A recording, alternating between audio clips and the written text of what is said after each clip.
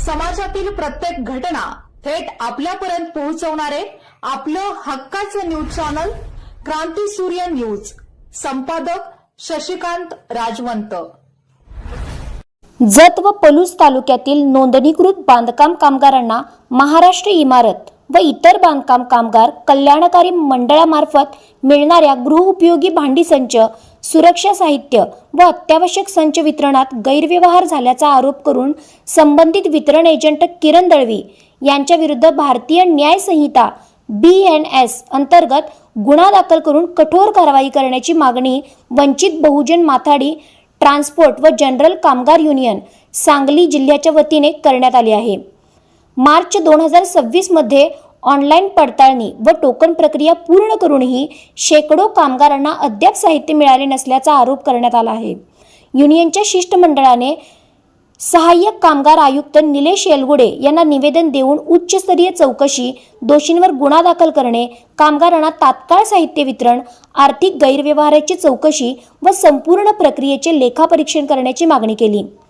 शिष्टमंडळात पश्चिम महाराष्ट्र महासचिव प्रशांत वाघमारे, सांगली जिल्हा संपर्क प्रमुख संजय भूपाल कांबळे, जिल्हाध्यक्ष संजय संपत कांबळे, जिल्हा कार्याध्यक्ष जगदीश कांबळे, जिल्हा महासचिव अनिल मोरे, जिल्हा उपाध्यक्ष किशोर आढाव, युवा जिल्हाध्यक्ष सुमेध माने, सम्यक विद्यार्थी आंदोलनचे जिल्हाध्यक्ष शिवाजी उर्फ पवन वाघमारे, उपाध्यक्ष मोहन साबळे, मनपा क्षेत्र अध्यक्ष युवराज कांबळे, सांगली शहर अध्यक्ष संगाप्पा शिंदे, मिरज शहर अध्यक्ष असलम मुल्ला, कुपवाड शहर अध्यक्ष बंदेनवाज राजरतन, विशाल कांबळे व प्रकाश शिवशरण यांचा समावेश होता. प्रशासनाने तातडीने कारवाई न केल्यास तीव्र आंदोलन छेडण्याचा इशाराही यावेळेस देण्यात आला. जनरल कामगार युनियनच्या वतीनं आज आम्ही सांगली सहाय्यक कामगार आयुक्त यांना एक निवेदन दिलं.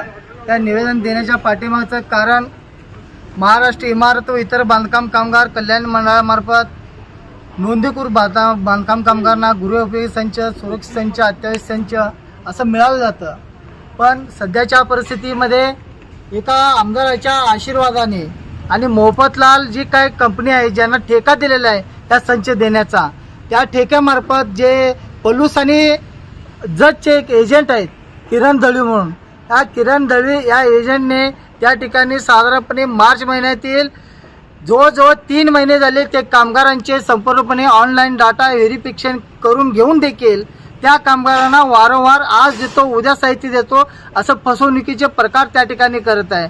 त्या कामगारांच्या लक्षात आलं आम्ही कुठंतरी फसत आहे, म्हणून आज आम्ही सहाय्यक कामगार आयुक्त सांगली यांना आज निवेदन दिलेले आहे. निवेदन देण्यापाठीमागचा अनेक उद्देश म्हणजे या जत आणि पलूस तालुक्यामध्ये जे काय एजंट किरण दळवी या माणसाने जो काय ठेका घेतलेला आहे मोफतलाल कंपनीमार्फत, तो ठेका मुळातच त्या ठिकाणी चुकीच्या पद्धतीने ठेका आहे. कारण सांगली जिल्ह्यामध्ये एकाच व्यक्तीच्या मार्फत हा संपूर्णपणे देणं आवश्यक असताना मात्र त्या ठिकाणी वेगवेगळ्या असं दिल्यामुळे त्या ठिकाणी जत आणि पलूसमधील कामगार अगदी वारंवार त्या ठिकाणी हेलपाटे मारत असताना त्या ठिकाणी त्यांना साहित्य मिळत नाही अशी परिस्थिती निर्माण झालेली आहे.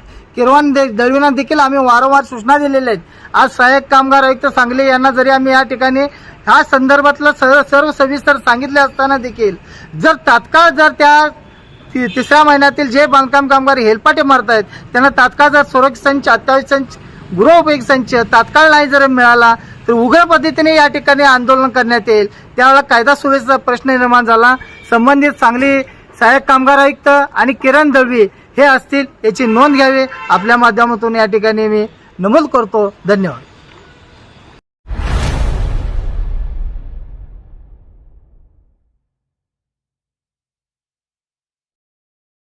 क्रांती सूर्य न्यूज. संपादक शशिकांत राजवंत. सबस्क्राईब करा,